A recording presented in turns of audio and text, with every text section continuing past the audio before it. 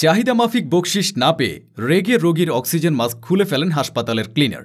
আর এর কয়েক মুহূর্ত পরেই মৃত্যুর কোলে ঢলে পড়েন সেই মুমূর্ষু রোগী। ঘটনাটি ঘটেছে খুলনা মেডিকেল কলেজ হাসপাতালে। সরকারি এই বিশাল হাসপাতালে প্রতিদিন হাজার হাজার মানুষ শেষ ভরসা নিয়ে চিকিৎসা নিতে আসেন।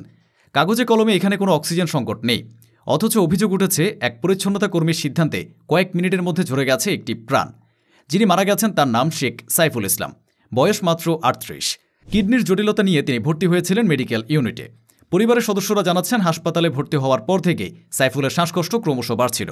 তারা বারবার ডাক্তার আর নার্সদের কাছে ছুটে গেছেন অক্সিজেনের জন্য, কিন্তু প্রতিবারই ফিরে এসেছেন হতাশ হয়ে। রাত বাড়ার সঙ্গে সঙ্গে পরিস্থিতি আরও জটিল হয়ে যাচ্ছিল। অবশেষে রাত ১টার দিকে এলাকার এক পরিচিত লোকের সহায়তায় অনেক কষ্টে অক্সিজেন ব্যবস্থা করা হয়। সে অক্সিজেনের উপর ভর করেই সাইফুল কিছুটা স্বস্তি পেয়েছিলেন এবং পরিবারের সদস্যরা ভেবেছিলেন অন্তত ভোর পর্যন্ত তিনি নিরাপদে থাকবেন। কিন্তু সকালে পরিস্থিতি পাল্টে যায়। পরিবারের অভিযোগ, মেডিসিন ইউনিটের পরিচ্ছন্নতা কর্মী জব্বার এসে অক্সিজেন মাস্ক খুলে ফেলেন। তিনি নাকি পাশের আরেকজন রোগীর জন্য সিলিন্ডারটি নিয়ে যেতে চেয়েছিলেন। পরিবারের লোকজন সঙ্গে সঙ্গে বাধা দেন এবং অনুরোধ করেন যেন অক্সিজেনটি না সরানো হয়।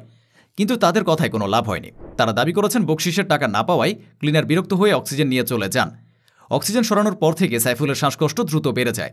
পরিবারের সদস্যরা দাঁড়িয়ে অসহায় চোখে শুধু দেখছিলেন। এরপর ১৫ থেকে ২০ মিনিটের মধ্যেই থেমে যায় সাইফুলের প্রাণ। বড় ভাই আশরাফুল ইসলাম বলেন, তারা শুরু থেকে অবহেলার শিকার হয়েছেন। বহুবার অনুরোধ করেও সময়মতো চিকিৎসা বা অক্সিজেন পাননি তারা। আর শেষ পর্যন্ত চোখের সামনে তাদের প্রিয়জন ছটফট করতে করতে চিরতরে বিদায় নিয়ে গেল। এই ঘটনা বাংলাদেশের স্বাস্থ্য ব্যবস্থার একটি কঠিন চিত্র ফুটিয়ে তোলে।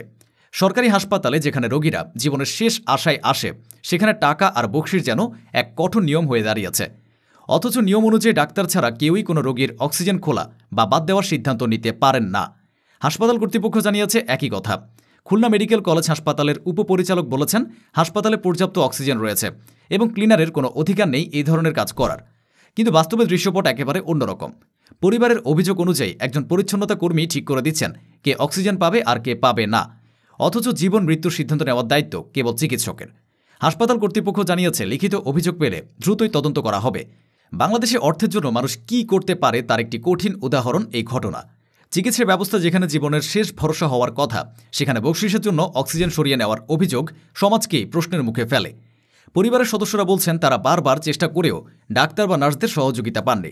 ফলে সরকারি হাসপাতাল আর বকশিশের এই সংস্কৃতি সাধারণ মানুষকে করে তুলেছে আরও অসহায়। শেখ সাইফুল ইসলামের মৃত্যু দেখিয়ে দিয়েছে বকশিশ আর অবহেলা সংস্কৃতি কতটা প্রাণঘাতী হতে পারে। জীবন নিয়ে এমন লেনদেন মেনে নেওয়া যায় না। হাসপাতালের ভেতরে দায়িত্ব আর সহমর্মিতা হওয়া উচিত প্রথম শর্ত। টাকা নয়, বকশিশ নয়, জীবন রক্ষার অঙ্গীকারটাই হোক সবার লক্ষ্য। যেন আর কোনো পরিবারকে ভবিষ্যতে অক্সিজেনের জন্য দৌড়াতে না হয়, আর কোনো মানুষকে যেন এভাবে নিঃশ্বাস হারাতে না হয়।